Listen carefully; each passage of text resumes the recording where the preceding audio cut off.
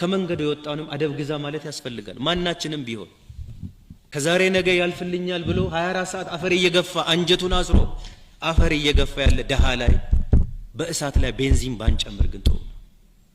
ቤንዚን ባንጨምር ለምንናገረው፣ ለምንሰራው፣ ለምንወስነው ነገር ጥንቃቄ ያስፈልጋል። ይሄ ወቅት ደግሞ አደገኛ ወቅት ነው። ለሁላችንም ጥንቃቄ ያስፈልጋል። ማናችንም ቢሆን እኔ በኢትዮጵያዊነት የማምን እንደ አንድ ቅን ኢትዮጵያዊ አገሩን እንደሚወድ ኢትዮጵያዊ መልካም ነው ብዬ ያልኩትን ሰርቻለሁ፣ እየሰራሁ ነው። ነገ እሰራለሁ።